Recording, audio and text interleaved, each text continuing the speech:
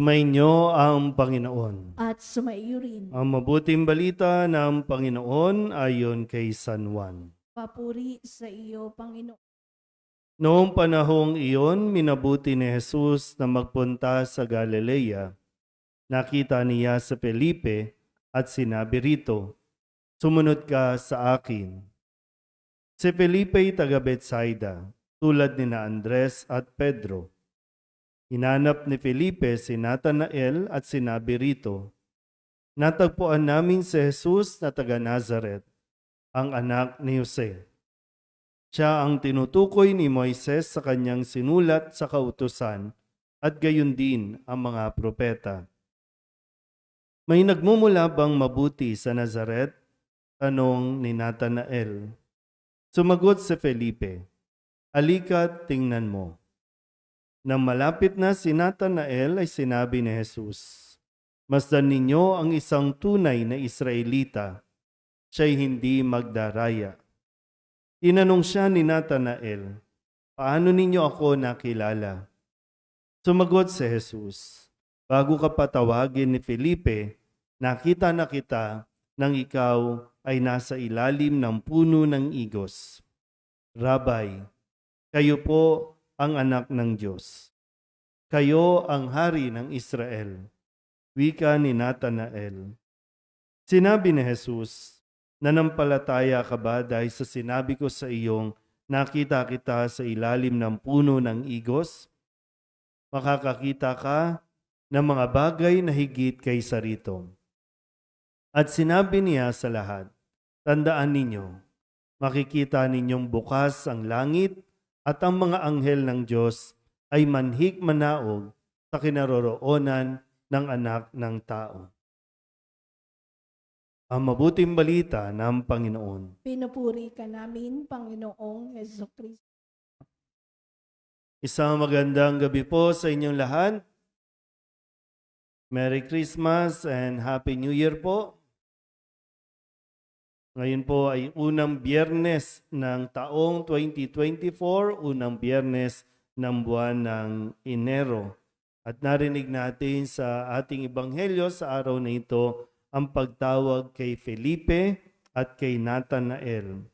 Si Natanael at si Bartolome ay iisa. So kung maririnig niyo yung pangalan,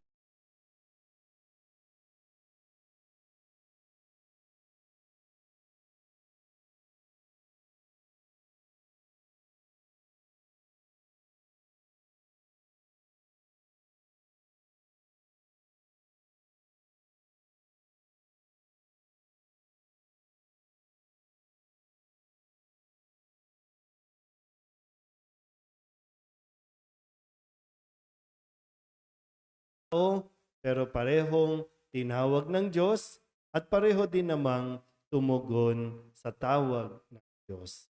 Kilala at kinilala ni Jesus ang dalawang ito sa kanila pong kakayanan at sa kanila pong kapasidad.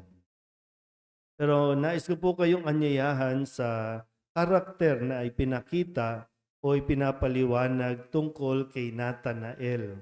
Sabi dito, nang makita siya ni Jesus, ay sinabi ni Jesus, "Masdan ninyo ang tunay na Israelita, hindi magdaraya." Sabihin nyo nga sa katabi ninyo, "Huwag kang mandaya." Pag sinabi mandaya, yung nagpre-pretend, no?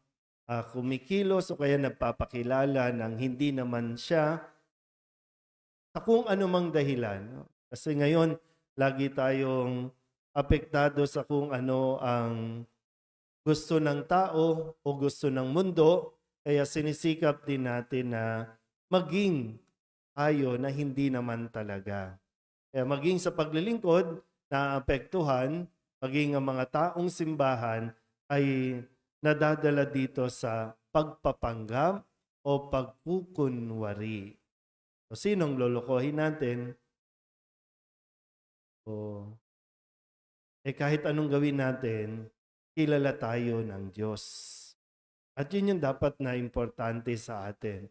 Yung tanggap tayo ng Diyos sa kung sino ka o ano ka. Wala kang ibang dapat gawin o baguhin, tanggap ka ng Diyos. Pero sana po na mas mapagnilayan natin kasi baka hindi natin maramdaman yung tunay na kalayaan, no, sa puso natin dahil nga hindi tayo nagiging ganap. Hindi tayo yung tayo na inaasahan. Sa anumang dahilan ng tao, sa anumang dahilan po ninyo sa karanasan, kung bakit natatakot tayo na ipakita yung tayo o kaya naman ay napipilitan tayong magpanggap ng hindi naman tayo. Halimbawa na lang, tingnan nyo po. Yung picture nyo ba sa Facebook, pareho sa actual?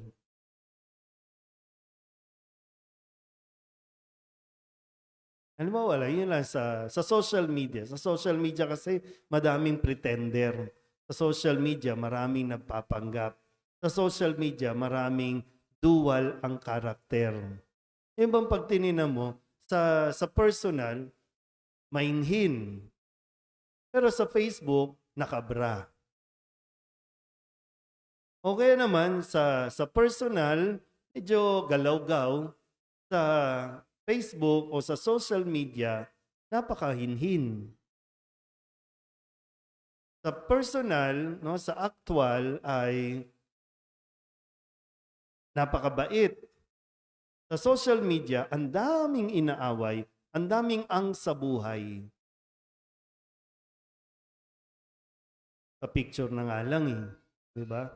Ang kinis. Sa social media, ang kinis. Yung iba ginawa na ngang robot, naging artificial na yung kanilang mga picture. Kaya tuloy, pag nagkita kayo, uy, ang layo naman sa actual. Ang hirap ng makilala. Ang kinis.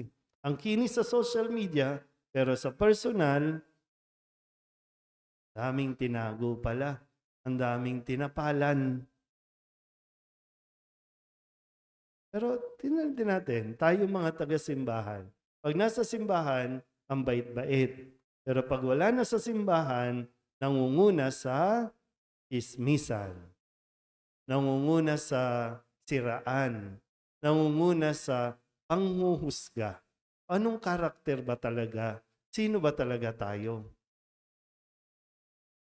Iniloloko lang natin ating mga sarili nito. Walang pagmamahal. Yung sinasabi nga sa sulat ni San Juan sa unang pagbasa, paano ba makikilala na tayo'y mga panig sa katotohanan? At talaga bang natatahimik ang ating mga budhi? Kung sakaling haharap tayo sa Diyos, malinis ba talaga ang ating budhi na naging totoo tayo sa buhay natin? Ngayon, nagiging totoo ba tayo? Babalik ko sa social media, no? Sa social media, parang ang yayaman ng mga tao, no? Post dito, post doon, kain dito, kain doon, bili dito, bili doon. Pero pag inutangan mo, wala. So ano ba talaga? Ano ba? O sadya ba talagang madamot tayo? O sadyang wala tayong may tutulong? Sana po, no? Ibalik natin ulit sa kung ano tayo dahil hindi tayo makakapagtago sa Diyos. Pero tandaan niyo ulit, anuman yung ating ugali, anuman yung ating pagkatao, nakikita yan ng Diyos at tanggap yan. Amen?